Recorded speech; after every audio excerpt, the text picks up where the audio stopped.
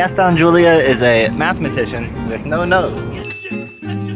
But he didn't always not have a nose, and what he lacked in nostrils, he more than made up for in mathematical abilities, creating beautiful fractals while hospital-bound, and ultimately becoming the 349th most popular mathematician in the world. That doesn't really sound as impressive now that I say it out loud.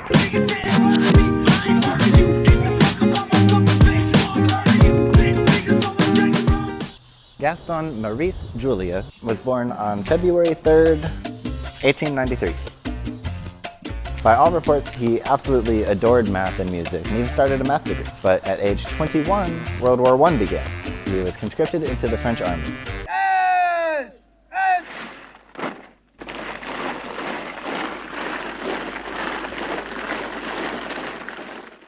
January 25th, 1915. Struck by a bullet in the middle of his face, causing a terrible injury, he could no longer speak, but wrote on a ticket that he would not be evacuated.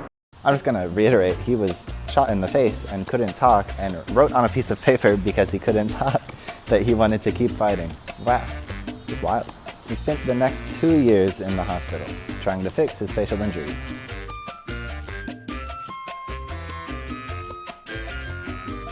He would eventually give up on his nose in 1918. But in the same year, he would publish his magnum opus, a 200-page paper that was so beautiful it instantly made him famous in the math world. But to understand what makes that paper so beautiful, first I'm going to talk about a mathematician named Girolamo Cardano. Born in 1501, Girolamo Cardano writes in his autobiography that his mother tried to abort him several times.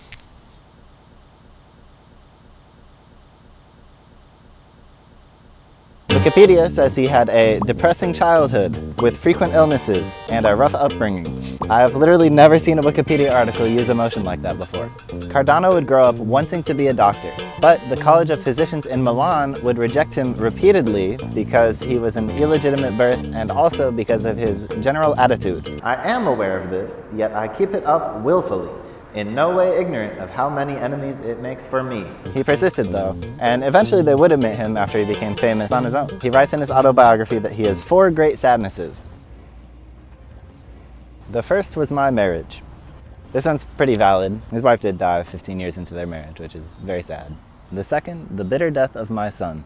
His eldest child poisoned his own wife. Not Cardano's wife, the kid's wife. And as a result, he was sent to prison, and then in prison, his hand was cut off, he was tortured, and then killed. The third, imprisonment. He was put in jail for a while for heresy. All this stuff is like way heavier than something I would normally include in a video, but I put it in because this fourth sadness really comes off like a punchline after, you know, the first 2 are the death of his wife and the death of his older son who poisoned his own wife. Really, Cardano? That's wild. You know, to clarify, this is a different son. This son didn't poison anybody. But before these 4 great sadnesses, he wrote a book in 1545 called the Ars Magna, which is his masterpiece. It's considered one of the 3 biggest scientific treatises over the course of the early Renaissance. It details solutions to several forms of cubic equations. In this book, he acknowledges the existence of imaginary numbers and is credited as the first person to do so. But you know, you gotta take that sort of stuff with a grain of salt. You know, it's hard to actually identify who did what. I always think about Pythagoras going to Egypt for several years to learn math, and then he comes back and all of a sudden he's got all these new geometrical theories. Like, I don't know, Pythagoras. It's a little hard to believe you. Imaginary numbers happen when you take the square root of negative numbers. We define I equals the square root of -1. While we call them imaginary numbers, Cardano calls them mental torture, and as subtle as they are, useless.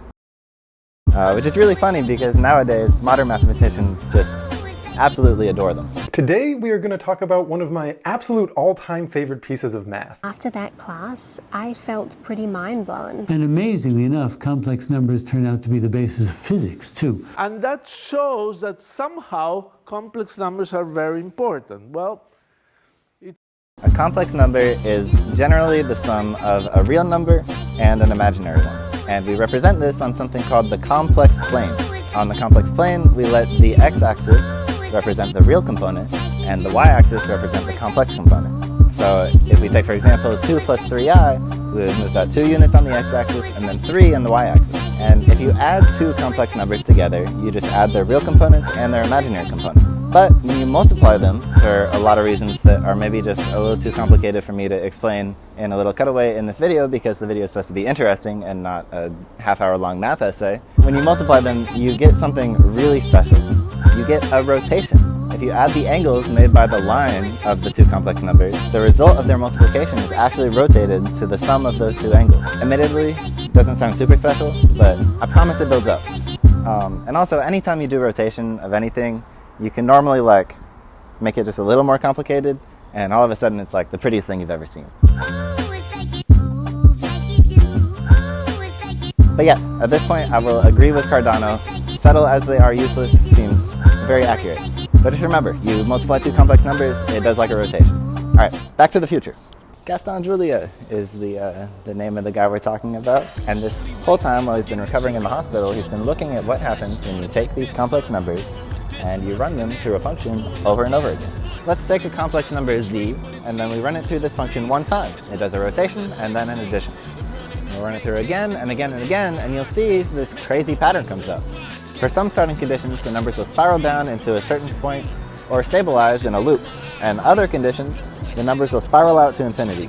Gaston Julia was incredibly fascinated by this for some reason, and he wanted to know more about why they would or wouldn't spiral out of control. He formally defined Julia sets, which is a set of points which does not spiral out to infinity upon this repeated function application. It's a beautiful paper with all these fun diagrams. They're so pretty, and Gaston Julia had no idea what they looked like while he was working on them. It's not until around 1980 when Benoit Mandelbrot would finally create a good-looking computer rendering of them. But it's just so amazing that both Cardano and Julia had these crazy lives and just so much hardship, but they were still able to make some of the prettiest math out there.